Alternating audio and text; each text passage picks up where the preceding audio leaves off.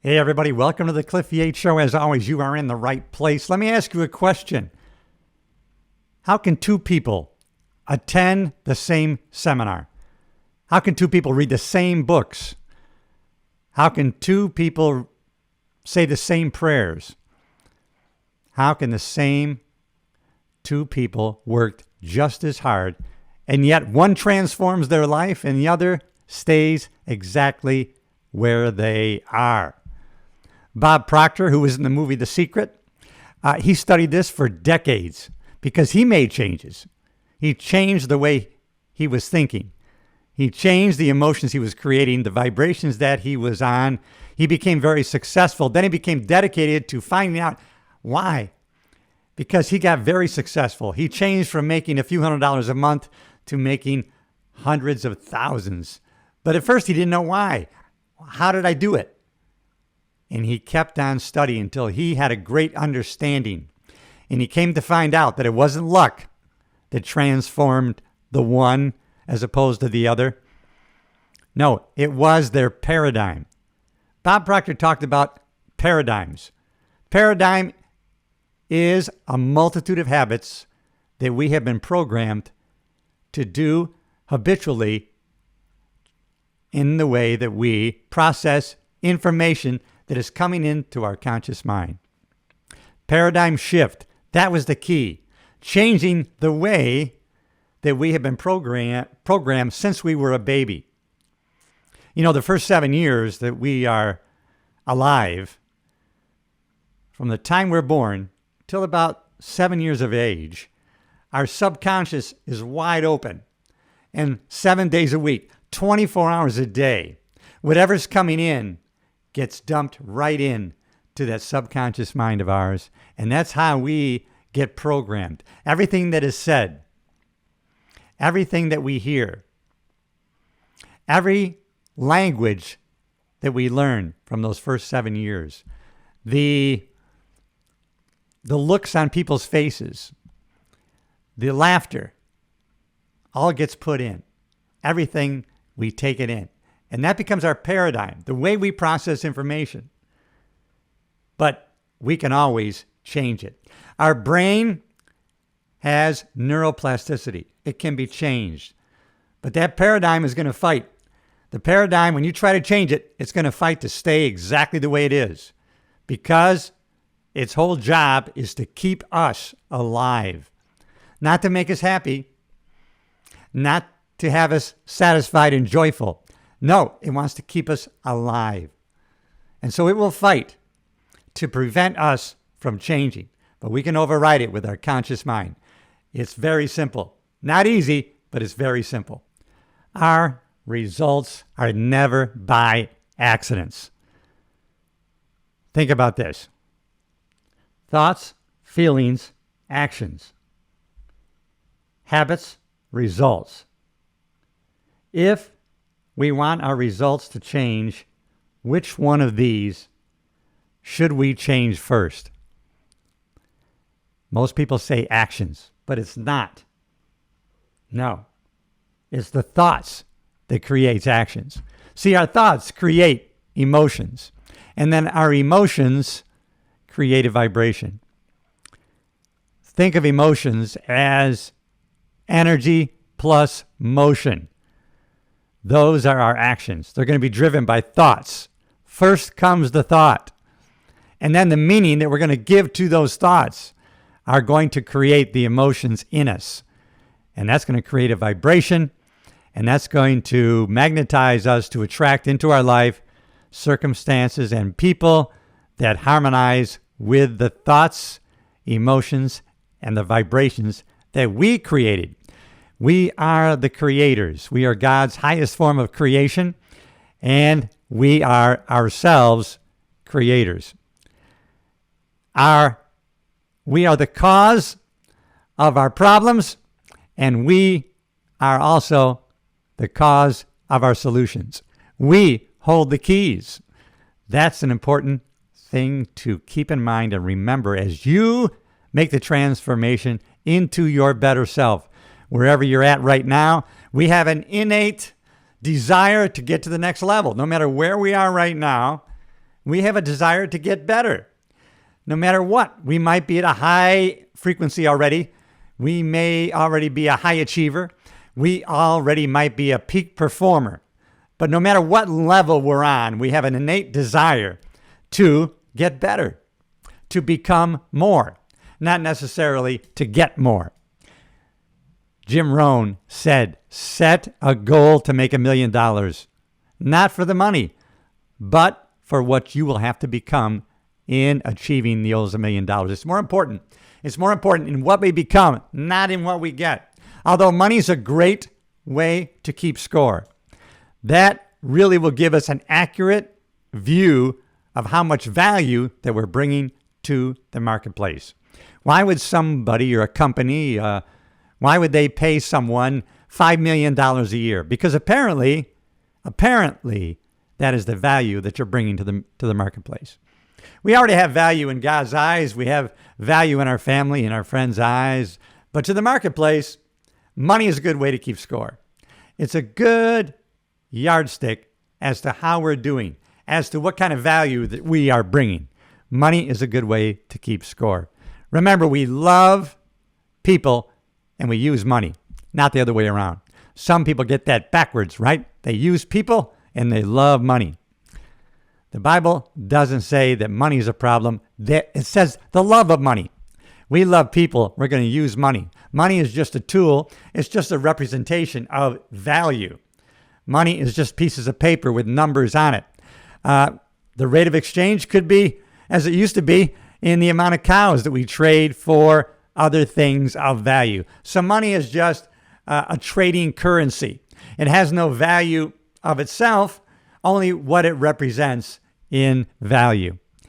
Hey, this is an important distinction that we need to keep in mind going forward so that we can get better every day in every way than we were yesterday. That's what my channel is all about. And if you haven't already subscribed to the channel, you're in the right place. It's all about a community of progress. That's what I'm dedicated to. Willpower is powerful, but it's temporary. Willpower is temporary. Paradigms are permanent. We have to change our paradigm. We got to pull our current one out and replace it with a new paradigm. Someone wants to lose weight. They want to make money, start a business, save a marriage. They get excited to get after it, to start to change these things. But then they drift back. Why? Not because they fail, but because the paradigm won. The paradigm is going to fight to stay.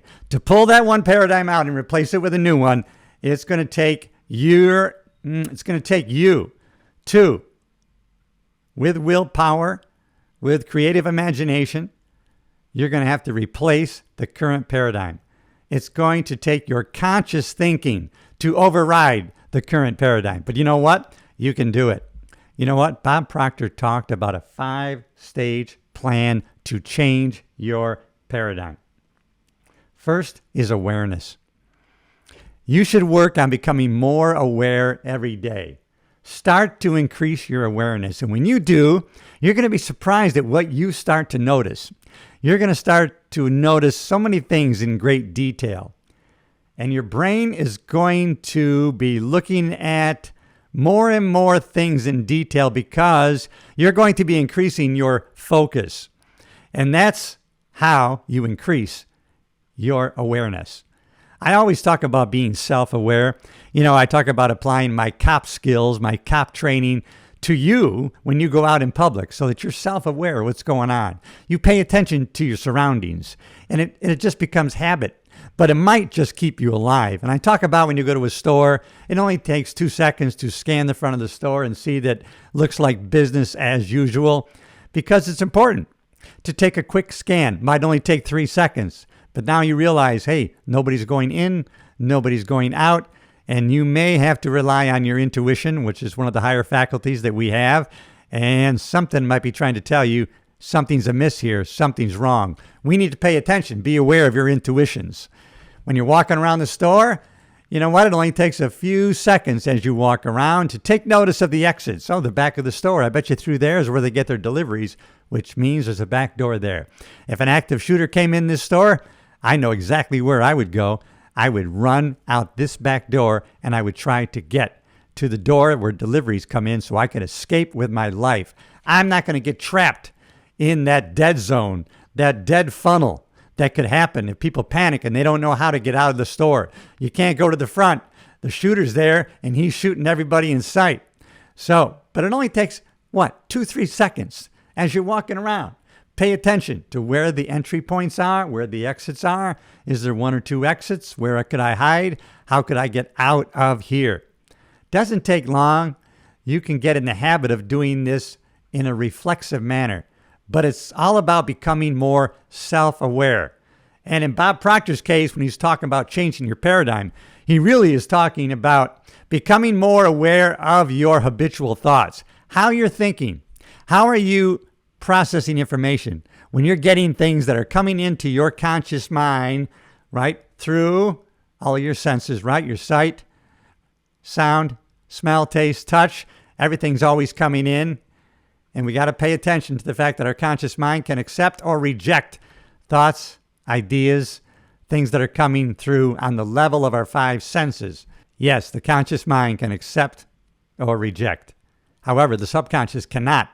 The subconscious is going to accept everything that we plant in it with strong emotion. No, the subconscious mind accepts everything that we plant in it with strong emotion. And it's going to begin a vibration that's going to start the process of manifesting into physical reality that which we planted with our thoughts and emotions.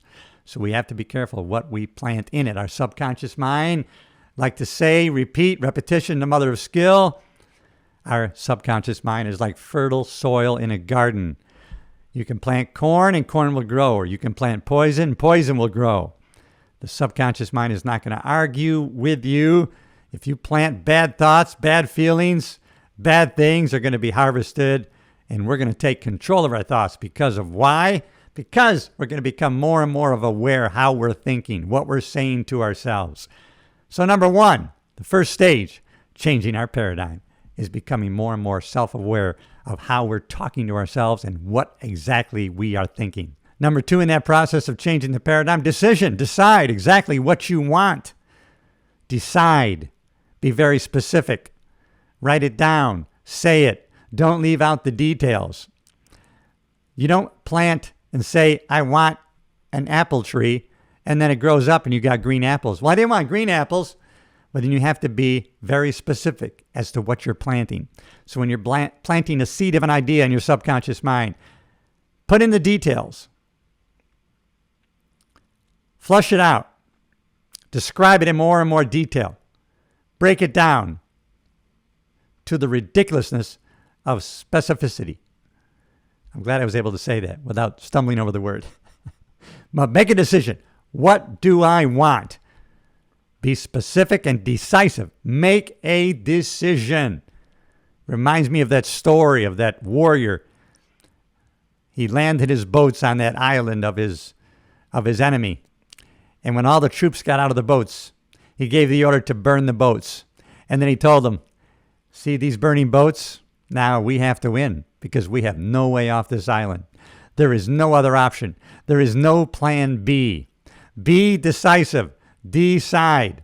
The third stage of changing that paradigm is repetition. Repetition, repetition, repetition. Autosuggestion. Things that you're saying to yourself out loud with strong emotions. Repetitive statements that you made. Incantations with strong emotion. Every day and every way, I'm going to get better and better. Every day and every way, I'm getting better and better. Your brain is always hearing what you're saying to it. That's why Bruce Lee said, don't ever put yourself down.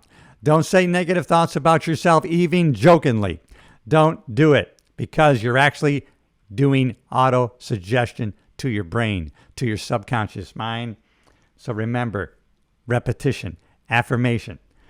Repetition is the mother of skill. Read a book, read it again. Say it again. Visualization, daily, all the time. Repeat it. Rinse and repeat. Number 4, to change your paradigm, feel it. It's emotion. Feel it. Before you see it, feel it. We don't attract. If you want to talk about the law of attraction, we do not attract what we want. We attract what we are. In other words, already be in the vibration of what you want to become. Don't wait for that, hope for that, because you're not going to manifest what you want. You're going to manifest what you already are in your thoughts and your feelings and emotions. Already have the emotion and the feeling of what you want to become. Not off in the distance, disassociated. No, associated. I want you to feel that emotion right now of what you are in the future. Feel it now, emotion now. Manifestation will come later. Don't worry about the how. Know exactly what you want in detail. Feel the emotions of that now. And then in the future, that will be manifested into its physical reality. It's a key secret into changing your paradigm. That was number 4. And number 5 is action. What we do. Every day, take one action consistent with your future identity. You have in your mind's eye a vision of your future identity, and now you're going to reverse engineer back to today. Feel that emotion now and take the action now that leads to that final destination. What's the next logical step in that journey to that final visualized goal or ambition? We're going to reverse engineer back to here, and then we're going to keep making progress, no matter how small, towards that worthy goal or ambition that we better have visualized in our head. Paint the picture in your mind. There they are, the 5 stages to change your paradigm, the way you process information, the way you think. Because when you start changing your paradigm, when you exactly do the specific things that I just talked about in changing your paradigm, you're going to begin the transformation that's going to be shocking to you as you look back later. And you're going to think, wow, look where I came from. It's all possible to all of us. I can tell you because I have lived it. I've experienced it. I've immersed myself in this stuff for the past 35 years. I get excited about it. And I'm going forward with the wisdom of yesterday, but I'm living today with hope for future achievement. Even at my young age of 68. I don't know how old you are. Doesn't matter. Age is not a barrier. It's our mindset. Don't forget, how we think is going to affect our subconscious, which is going to be affecting our physical body. Our body is a servant of the mind and the way that we think. You got this. How do I know these things work? How do I know personally? Why would you want to believe me? Listen, I was a cop for 35 years.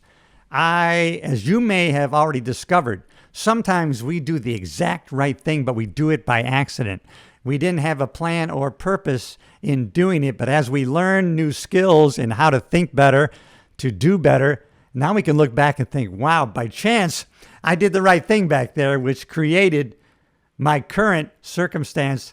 And thank goodness I had a guide, apparently, that pushed me in the right direction.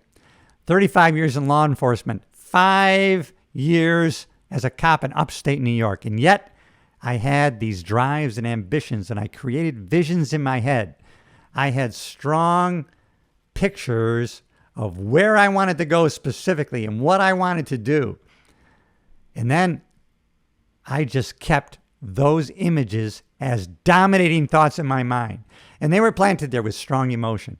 And then things began to happen. And as I look back on it, when I look back on what I manifested into its physical reality, which is quite shocking, first of all, to know in my mind that I wanted to go to a large metropolitan police agency. And I was applying in New York City, Houston, Dallas.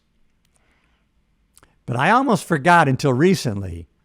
I had also planted in my subconscious mind after watching a DVD from Richard Pryor live on the Sunset Strip that was filmed at the Hollywood Palladium in Los Angeles, how I had planted that vision of myself performing on that stage. Now, it's weird that I was applying at all these other places. I should have known that behind the scenes, I was already manifesting into its physical reality, me performing on that exact same stage, but more than 15 years later. That was like 1982, 1983. Then I got hired by the LA County Sheriff's Department. And at the time, I almost balked at that decision. I almost hesitated, but I didn't, because up to that point, I had done everything in the right order to go to that point where I was going to be leaving my hometown for the LA Sheriff's Department. And then when the time came, wow, I had to reflexively make that decision. When that recruiter says, hey, this is Tony from the LA Sheriff's Department. You ready to take on a new job? Yes. How soon can you be here? It'll take me a couple of weeks to get things.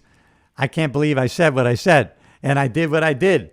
But I look back and I think, thank God I did. And then in the end, 15 years later, I ended up renting out the Hollywood Palladium, performing on that very stage, which I had embedded in my subconscious mind 15 years earlier in upstate New York, with no idea how I would get to Los Angeles and perform on that stage. Thankfully, I never asked how. I never thought about how. I only know that I visualized, wow, look at that stage. I saw the red floor. I saw the silver curtain. I've got to perform on that stage. If I could just perform on that stage. And I was already feeling emotionally, I was already feeling as if I was there on that stage. I planted that in there. I thought of that often, but I never thought how I'm going to do it. I didn't even realize at the time that was the right thing to do. I didn't know at the time that the right thing to do was to just know the why and the what. The how would take care of itself, and it did. And that's why I can speak about these things so confidently, because I've put them into practice. I've watched so many things manifest themselves into physical reality. At the same time, this just happened a couple days ago. I came to the realization of me manifesting, performing at the Hollywood Palladium. But then I was thinking also about when I was in upstate New York, when I was in my sheriff's car in Geneseo, New York. No idea what department I was going to, but I remember reading in Police Product News magazine. I remember going through, and then I saw a full-page ad of a sheriff's car, LA County, and it said Sunset Strip, and it had the sheriff's car in the strip with the buildings around it. And it said, ride the strip, we pay the gas. And that's when I got the vision in my mind. Wow, LA County Sheriff, ride the Sunset Strip. And I wasn't putting together that I had already planted the Hollywood Palladium story, but come to find out, I ended up riding the Sunset Strip, just like the vision I had years and years ago. And as a matter of fact, from the time that I had that vision, which was 1982, by the time I was on the Sunset Strip, it was 98, 82, 92, 16 years later, I ended up riding the strip, and LA County paid the gas. From vision to manifested reality. It's happened to me time and time again. Repetition. Not once in a while, not maybe. It's always going to happen. We're going to harvest. We're going to harvest what we plant in that subconscious mind. That's how I can be so sure of what I'm saying to you right now. Change your paradigm, the way that you are processing, taking in information, how you're thinking, putting the meaning, and then taking the proper action. Most people are asking the wrong questions. How do I change my life? How do I change my life? Don't ask that question. What you have to ask yourself is, how do I become this? How do I become, and you make the decision what that is. Don't ask how. Forget the how. Remember, it's all about what specifically and why, and the how will come later. I'm so excited for the transformation, the changes that you're going to make. I'm more excited about the potential changes you can make than you are yourself. You got this. If you haven't already subscribed to the channel, you are already in the right place. The Cliff Yates Show. If you haven't already, leave me a comment. Share this. Subscribe. Join a community of progress. All right. You know I love you. I'll see you in the next episode.